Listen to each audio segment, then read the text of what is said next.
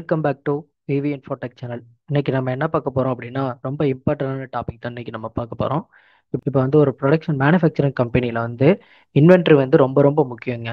So இப்போ வந்து என்னன்னா ஒரு சேல் ஆர்டர் வருதுன்னா அதுக்கான ஸ்டாக் வந்து நம்மக்கிட்ட அவைலபிள் இருக்கணும். அப்போனா தான் நம்மளால ப்ரொடக்ஷன் பண்ணி கொடுக்க முடியும். அப்படிங்களா? அப்போ வந்து ஒரு ஸ்டாக் வந்து மேனுவலாக நம்ம மெயின்டைன் பண்ணும்போது ஹியூமன் எரர்ஸ்னால தெரியாமல் ஸ்டாக் வந்து நம்ம ஏற்ற முடியாமல் போயிருக்கலாம், இல்லை ஸ்டாக் வந்து கம்மியாக இருக்கலாம். ஸோ அதனால ஜீரோ குவாண்டிட்டி இருக்குது அப்படின்னா நம்ம அந்த டைமில் எப்படி ஹேண்டில் பண்ண முடியும்? ஸோ அப்போ ப்ரீவியஸாகவே நமக்கு வந்து ஸ்டாக் வந்து எப்போவுமே நம்ம குடோனில் வந்து அவைலபிள் இருக்கணும். இப்போ வந்து ஒரு இயர் வந்து அது என்ன பண்ணுது அப்படின்னா நம்மக்கிட்ட ஆர்டர் வர்றதுக்கு முன்னாடி ஸ்டாக் அவைலபிள் இல்லை அப்படின்னா ஆட்டோமேட்டிக்காக நமக்கு வந்து ஒரு ஆர்எஃப்கியூ ஜென்ரேட் பண்ணி நம்மளோட ஃப்ரண்ட் பேஜில் கொண்டு வந்து நிப்பாட்டினா எப்படி இருக்கும்?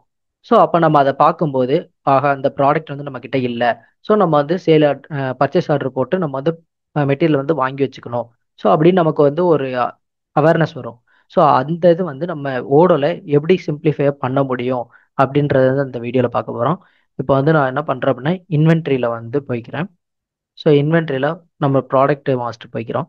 ஸோ ப்ராடக்ட் மாஸ்டரில் நான் என்ன பண்ணுறேன்னா கீபோர்டு அப்படின்றத வந்து செலக்ட் பண்ணிக்கிறேன். ஸோ ஏதோ ஒரு ப்ராடக்ட்டு இப்போ வந்து பார்த்தீங்கன்னா இது வந்து ட்ராக்கிங் டு இன்வென்ட்ரி. இப்போ வந்து ஆன் ஹேண்ட் பார்த்தீங்கன்னா 10. ஸோ இங்கே வந்து பார்த்தீங்கன்னா மினிமம் இது வந்து நமக்கு வந்து செட் பண்ணணும். ரீஆர்டரிங் ரூல் அப்படின்னு சொல்லுவாங்க. ஸோ இங்கே வந்து பார்த்தீங்கன்னா நம்ம வந்து செட் பண்ணியிருக்கோம்.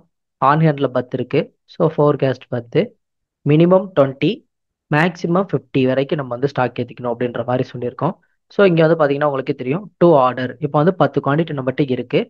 ஆனால் பேலன்ஸ் வந்து டூ ஆர்டர் வந்து 40 எடுக்கணும் அப்படின்ற மாதிரி நமக்கு வந்து செட் பண்ணியிருக்கோம்.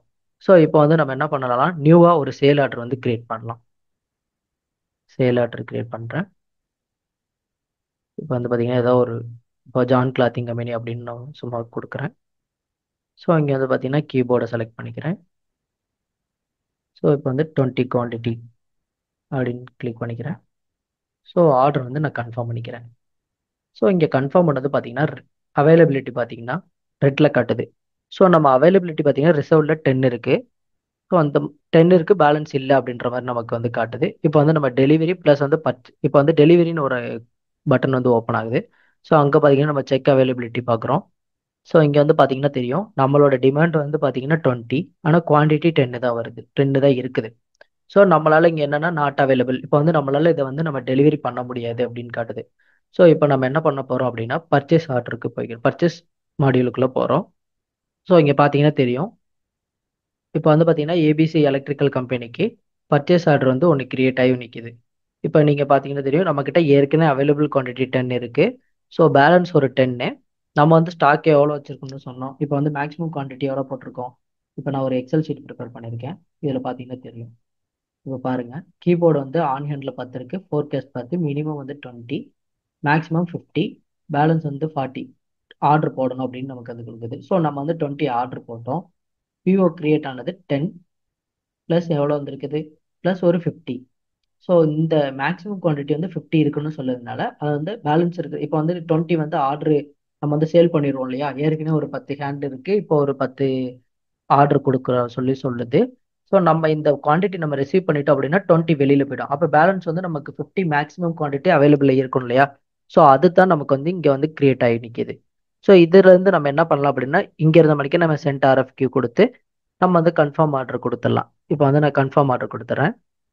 ஸோ கன்ஃபார்ம் ஆர்டர் கொடுத்து receive the product then validate பண்ணிட்டோம் அப்படின்னா இப்போ இப்போ நம்ம மறுபடியும் சேல் ஆர்டருக்குள்ளே போய்க்கலாம்.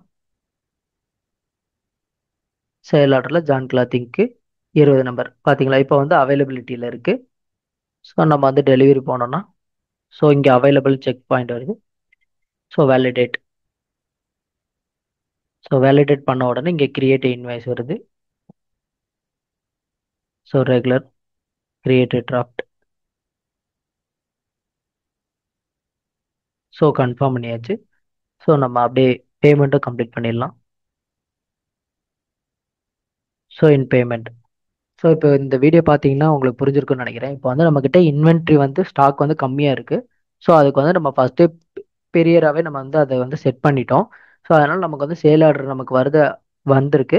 ஸோ அதுக்கேற்ற மாதிரி அது பர்ச்சேஸ் ஆர்டர் தானாக கிரியேட் ஆகுது, ஆட்டோ கிரியேட் ஆகுது. ஸோ இந்த மாதிரி இருந்தால் நம்ம பிஸ்னஸ்க்கு ரொம்பவே இன்னும் அடுத்த லெவல் கொண்டு போகிறதுக்கு ரொம்ப யூஸ்ஃபுல்லாக இருக்கும்னு நான் நம்புகிறேன். ஸோ இந்த வீடியோ உங்களுக்கு யூஸ்ஃபுல்லாக இருக்கும்னு நினைக்கிறேன். தேங்க்யூ ஃபார் வாட்சிங்.